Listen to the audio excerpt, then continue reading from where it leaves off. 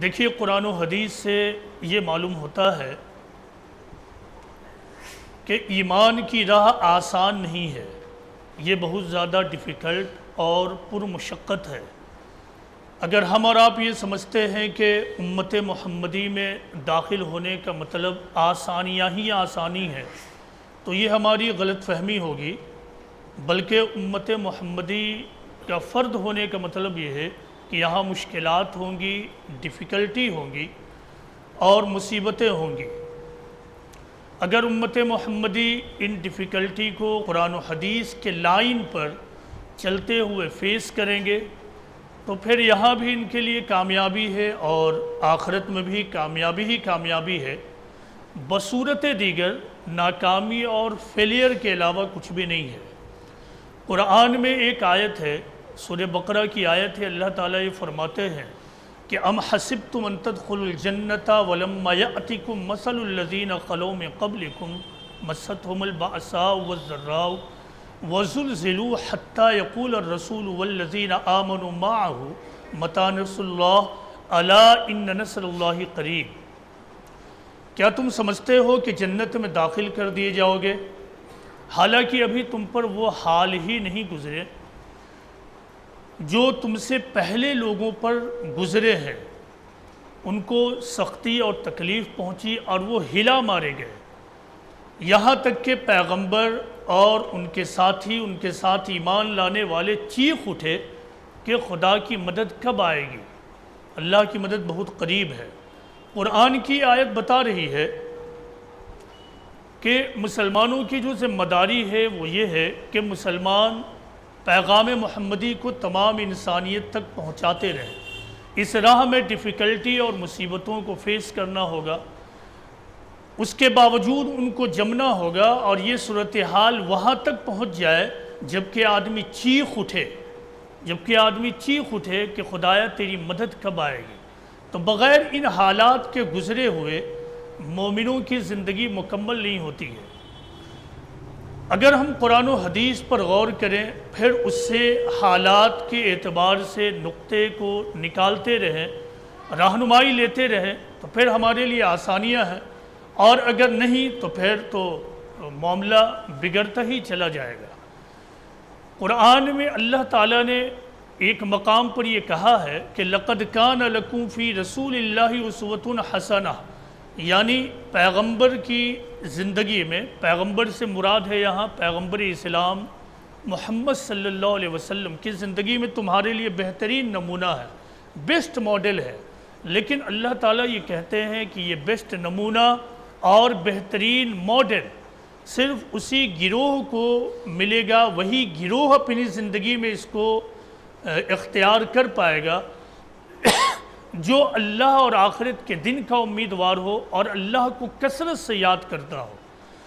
تو ایک طرف اللہ نے یہ کہا کہ اللہ کے پیغمبر اسلام کی زندگی میں تمہارے لیے بہترین نمونہ ہے، دوسری طرف یہ بھی کہہ دیا کہ یہ نمونہ وہی لوگ اپنا سکتے ہیں جو لوگ اللہ اور آخرت کے دن کے امیدوار ہوں۔ جو لوگ اللہ اور آخرت کے دن کے امیدوار نہیں ہوں گے وہ اف اور بٹ کریں گے، ان کے سامنے قرآن و حدیث کے نمونے آئیں گے، پیغمبر اسلام کی سنت آئے گی، اس سے نمونہ آئے گا، لیکن وہ کریں گے مگر ایسا ہے، اگر ہم ایسا کریں تو وہ تو اور ایسا ہوتا چلا جائے گا، ہم اس کو کیسے اپنا سکتے ہیں، یہاں صورتحال تو یہ ہے وغیرہ وغیرہ، یعنی نمونہ تو موجود ہوگا لیکن چونکہ دنیا داری اور طلب دنیا اتنا زیادہ حاوی ہوگا کہ معمولی نقصان کو بھی اہل ایمان برداشت نہیں کر پائیں گے، نتیجہ یہ ہوگا معاملات بگڑیں گے۔ پیغمبر اسلام محمد صلی اللہ علیہ وسلم کی زندگی کا ایک نمونہ یہ ہے اور ایک پہلو یہ ہے کہ اللہ تعالیٰ نے آپ کی زندگی کے ذریعہ ایک بات کو نظریاتی طور سے بھی اور عملی طور سے بھی ثابت کیا ہے، اور وہ یہ کہ اس دنیا میں خدا کا کریشن پلان یہ ہے کہ یہاں بار بار ڈیفیکلٹ سچویشن ہوں گے، یہاں مصیبتیں آئیں گی، لیکن اگر بلیور، اگر مومن ایمان کا تقاضا پورا کرے تو پھر اس کے مشکلات میں بھی آسانی ہے، اس ڈیفیکلٹ سچویشن میں بھی اس کے لیے آسانیاں ہی آسانی ہوں گی۔ پیغمبر اسلام کی زندگی اس کا بہترین نمونہ ہے۔ پیغمبر اسلام کی بعثت مکہ میں ہوئی. آپ کو معلوم ہے 610 عیسوی میں آپ پر پہلی وحی اتری. وحی اترتے ہی آپ اس مشن میں لگ گئے جس مشن پہ اللہ تعالیٰ نے آپ کو ڈپیوٹ کیا تھا، معمور کیا تھا، یعنی تمام انسانیت تک خدا کا پیغام پہنچانا، یعنی لوگوں کو کریشن پلان سے آگاہ کرنا. اس سلسلے میں سیرت کی کتاب میں ایک بات یہ آتی ہے کہ پیغمبر اسلام نے جب لوگوں تک خدا کا پیغام پہنچانا شروع کیا تو عورتوں اور مردوں کی ایک تعداد اسلام میں داخل ہو گئی. یہاں تک کہ پھر چرچا ہونے لگا کہ اسلام دیکھو تیزی سے پھیل رہا ہے. مکہ کے جو سردار تھے ان کے لیے یہ ایپریہنشن اور تشویش کی بات ہوئی.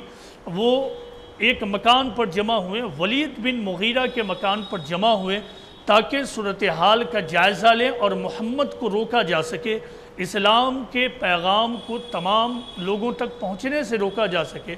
تمام لوگ وہاں جمع ہوئے، یعنی مکہ کے سردار.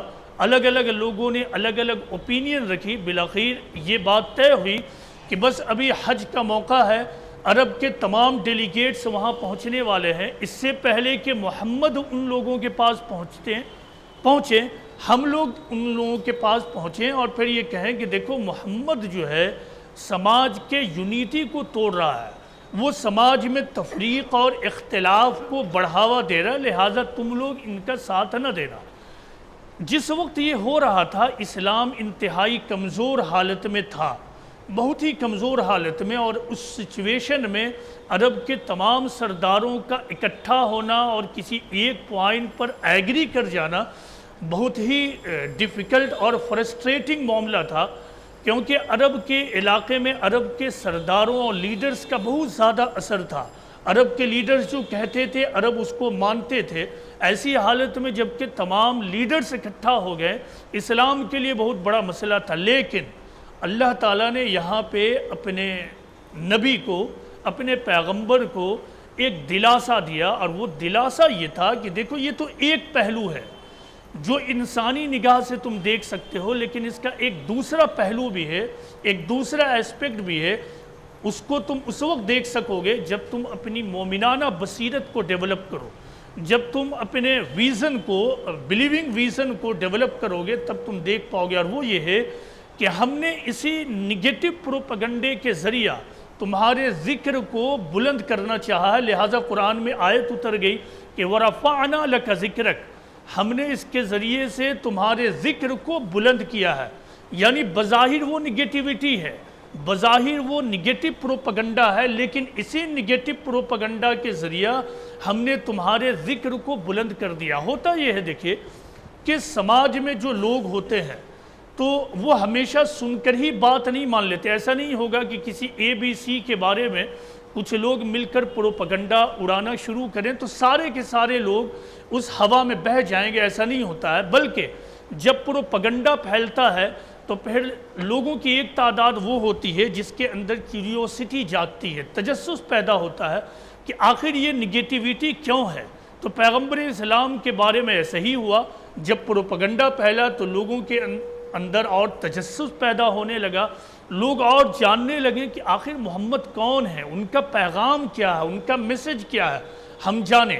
اب اس کا فائدہ یہ ہوا کہ اسلام جو اہل اسلام کی کوششوں سے پھیلتا اس سے کہیں زیادہ دشمنان اسلام کے نگیٹو پروپیگنڈا سے پھیلنے لگا. پیغمبر اسلام کی زندگی کا یہ بڑا روشن پہلو ہے جس کو بعد کے زمانے کے مسلمانوں نے تو سرے سے بھلا دیا ہے کہ اس دنیا کے لیے خدا کا جو کریشن پلان ہے وہ یہ ہے کہ یہاں ڈیفیکلٹی کے ساتھ ایز ہوگی، مصیبت کے ساتھ آسانی ہوگی، مشکلات کے ساتھ مواقع اور اپرچونیٹیز ہوں گے. اہل ایمان کو چاہیے کہ اللہ پر کامل یقین رکھتے ہوئے، اللہ پر کامل اعتماد اور ٹرسٹ کرتے ہوئے اپنی زندگی کے سفر کو آگے بڑھائیں اور پیغمبرانہ ماڈل کو فالو کریں. پیغمبر اسلام کی زندگی کا ایک واقعہ یہ ہے کہ پیغمبر اسلام کو روکنے کے لیے اور آپ کے میسج کو روکنے کے لیے اہل مکہ نے جو کچھ کیا اس میں سے ایک چیز یہ تھی کہ انہوں نے اپنے دو لوگوں کو سلیکٹ کیا، نضر بن حارث اور عقبہ بن ابی معیط. ان دونوں کو سلیکٹ کیا اور ان کو یہ ذمہ داری دی کہ کہ تم لوگ جاؤ اور پھر مدینہ کے یہودیوں سے ملاقات کرو اور پھر ان کو یہ بتاؤ کہ دیکھو تم لوگ یہ جو محمد ہیں ایسا ویسا معاملہ ہے، اور تم لوگ چونکہ پہلے سے اہل کتاب ہو تو تم لوگ بتاؤ کہ آخر ان کو کیسے روکیں۔ تو یہودی علماء سے نضر بن حارث اور عقبہ بن ابی معیط ملتے ہیں۔ یہودی علماء نے کہا کہ ان سے چند سوال کرو، اگر وہ سوالات کا جواب دے دیتے ہیں تو وہ اللہ کے پیغمبر ہیں، اور اگر جواب نہیں دیتے ہیں تو پھر وہ اللہ کے پیغمبر نہیں ہیں، بس یوں ہی بات بنانے والے ہیں۔ ان لوگوں نے جو سوالات دیے ان میں سے 2 سوالات یہ تھے کہ اس شخص کے بارے میں پوچھو جو مشرق سے مغرب گیا تھا، یعنی ایسٹ سے ویسٹ کی طرف گیا تھا۔ پھر ان نوجوانوں کے بارے میں دریافت کرو جو نوجوان غار میں سو گئے تھے۔ یہ 2 سوالات تھے۔ یہ 2 سوالات پیغمبر اسلام کے پاس پہنچتے ہیں۔ پیغمبر اسلام نے کہا کہ اچھا میں اس کا جواب تمہیں کل دوں گا۔ اس سلسلے میں روایت میں ایک بات یہ آتی ہے کہ پیغمبر اسلام نے جب کہا کہ میں اس کا جواب کل دوں گا تو پھر انشاءاللہ کہنا آپ بھول گئے تھے۔ پھر ہوا یہ کہ کل ہوا، حضرت جبرائیل نہیں آئے۔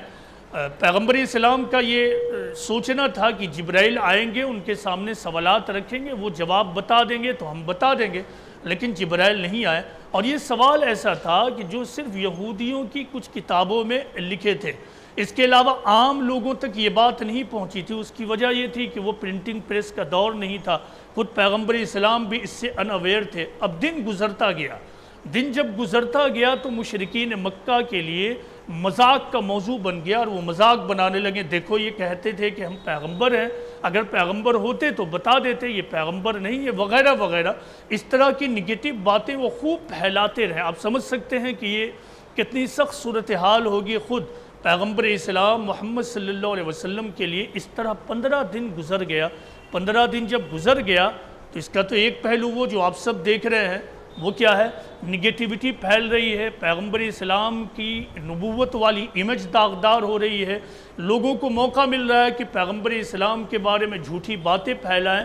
اس کا دوسرا پہلو بھی تھا، وہ یہ ہے کہ لوگوں کے اندر کیوریوسٹی پیدا ہو رہی ہے، تجسس پیدا ہو رہا ہے کہ آخر بات کیا ہے، آخر کیوں اتنا چرچا ہے۔ 15 دن گزر جانے کے بعد حضرت جبرائیل سورہ کہف لے کر آتے ہیں، جس میں ان تمام سوالات کے جوابات موجود تھے۔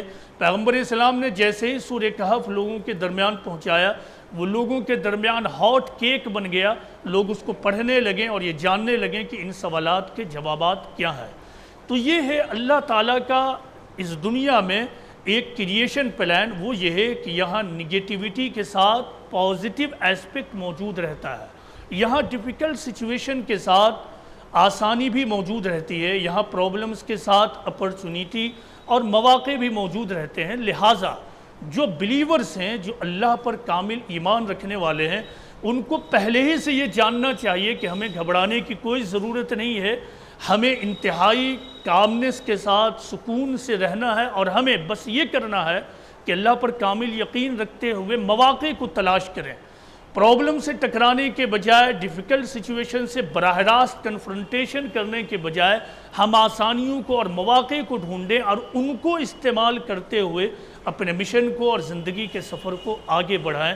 یہ پیغمبر اسلام محمد صلی اللہ علیہ وسلم کی اور قرآن کی عظیم ترین تعلیم ہے، جو ہمارے انڈیویجول لائف میں بھی بہت زیادہ امید اور ہوپ بھرتی ہے، اور ہمارے سماجی زندگی کے لیے بھی ان تعلیمات میں، خاص طور سے اس تعلیم میں بہت زیادہ امید ہے اور ہوپ ہے۔ ہمیں چاہیے کہ ہم اپنے ایمان کو بڑھائیں تاکہ ڈیفیکلٹ سچویشن میں آسانیوں کو اویل کر سکیں۔